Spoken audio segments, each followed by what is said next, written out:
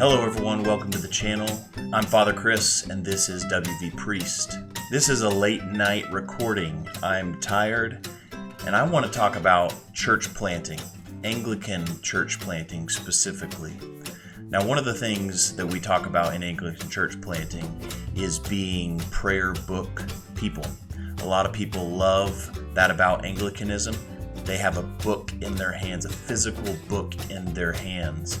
And when we were planting our church in 2020 in West Virginia during a pandemic, we were outside in state park pavilions, and this was a grace. We brought a stack of prayer books. We didn't have to print out service guides each week, and we opened them up.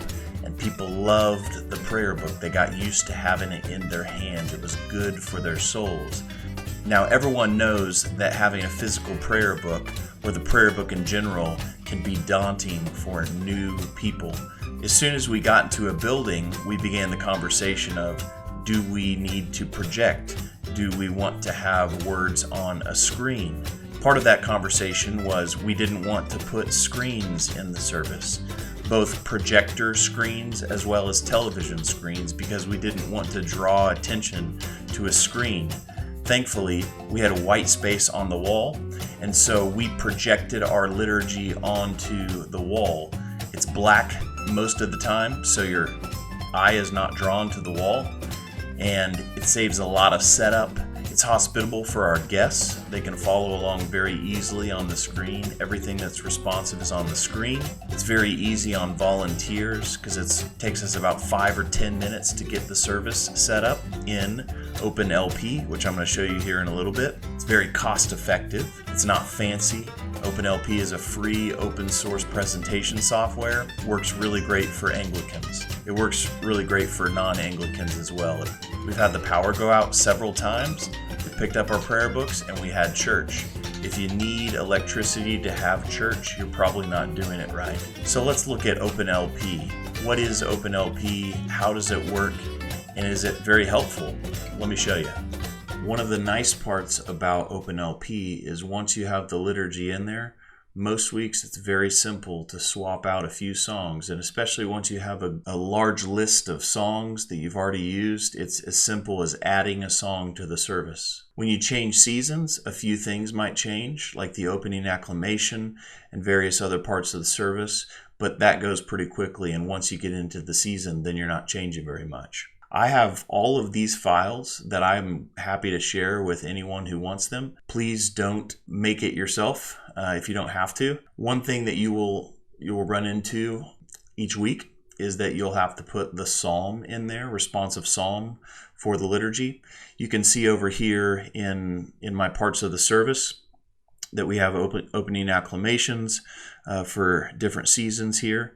A few different parts of the service change out for baptisms and various other services.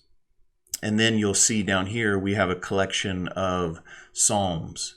So once you've gone through years A, B, and C in the lectionary, you shouldn't ever have to put another psalm in here. And so we've already actually encountered some repeat psalms, which has been nice just to drop in the next psalm. But we have a good chunk of them in here already, and you can just add those into the service. So let me show you how it looks. So the way we have our services set up is we have the slides with a black background with white text, and then we highlight the responsive parts of the text.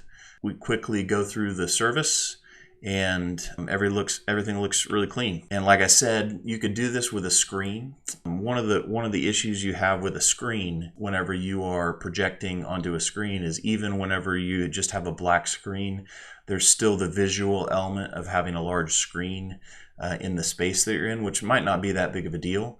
But I love, and it's ideal if there's a white wall that you can project on, because whenever it's on black, you can't see it at all. This is a really great setup. OpenLP is free. I have a lot of the liturgy in here already, so I would love to share that with you if you're just getting started. It's really clean.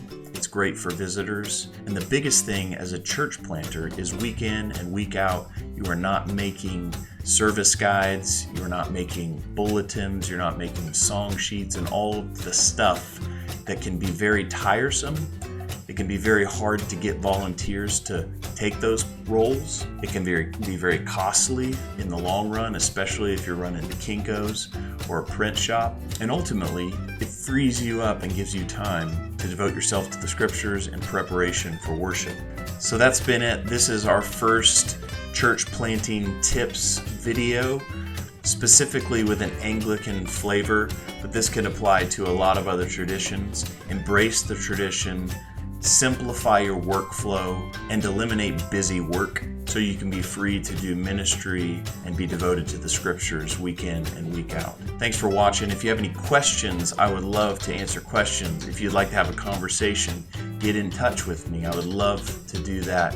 If you want any of these files, if you would like tutorials or anything like that, I would be happy to do that as well. So please put them in the comments, like and subscribe if you like this channel and you want to see more random miscellanies from a priest in West Virginia. God bless you and have a great week.